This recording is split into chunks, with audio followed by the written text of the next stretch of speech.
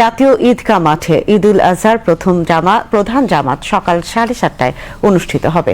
জামাতে অংশ নেবেন রাষ্ট্রপতি মোহাম্মদ শাহাবুদ্দিন ও প্রধানমন্ত্রী তারেক রহমান। তবে প্রতিকূল আবহাওয়া হলে প্রধান জামাত অনুষ্ঠিত হবে সকাল 8টায় বায়তুল মোকাররম জাতীয় মসজিদে।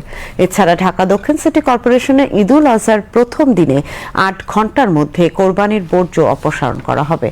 জাতীয় ঈদগাহের সার্বিক প্রস্তুতি পরিদর্শন শেষে সংবাদ সম্মেলনে এসব কথা বলেন ডিএসসিসি প্রশাসক মোহাম্মদ আব্দুস সালাম। বিস্তারিত মাহমুদুল হাসানের প্রতিবেদনে। চলছে জাতীয় ঈদগাহ মাঠের শেষ মুহূর্তের প্রস্তুতি। কেউ পরিচ্ছন্নতার কাজ করছেন, আবার কেউ লাগাচ্ছেন সিসি ক্যামেরা।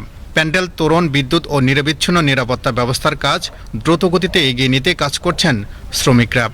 সকালে জাতীয় ঈদগাহ মাঠে সার্বিক প্রস্তুতি পরিদর্শন করেন ঢাকা দক্ষিণ সিটি কর্পোরেশনের প্রশাসক মোহাম্মদ আব্দুস সালাম।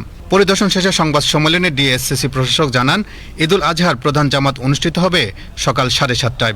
সরকারের মাননীয় প্রধানমন্ত্রী জনাব তারেক রহমান, মহামান্য রাষ্ট্রপতি, মন্ত্রী পরিষদের সদস্যবর্গ সহ বিদেশি কূটনীতিকগণ জাতীয় ঈদগাহে ঈদের প্রধান জামাতে অংশগ্রহণ করবেন।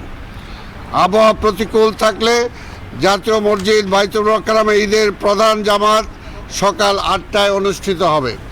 নগরবাসীর স্বাচ্ছন্দ্য নিশ্চিত করতে নেওয়া হয়েছে শীততাপ নিয়ন্ত্রণ, পর্যাপ্ত ফ্যান, আলোকসজ্জা, থাকছে অজুখানা, বিশুদ্ধ পানির ব্যবস্থা, এছাড়া ভ্রাম্যমাণ টয়লেট ও প্রাথমিক চিকিৎসা সেবা ও বৃষ্টির পানি নিষ্কাশনের ব্যবস্থা রাখা হয়েছে। এবার জাতীয় ঈদগাহ ময়দানে 35,000 মুসল্লি একসঙ্গে নামাজ আদায় করতে পারবেন।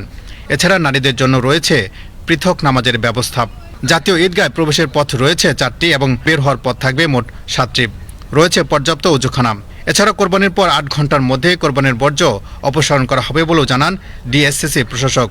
নগরবাসীকে কোরবানির পশুর বর্জ্য ডিনে না ফেলে নির্ধারিত জায়গায় ফেলার আহ্বান জানান তিনি।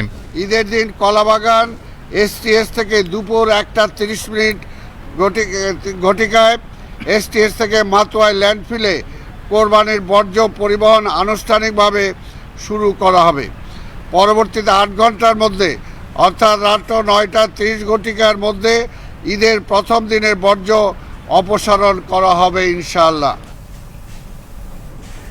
Mahmudul Hasan, BTV news, Dhaka.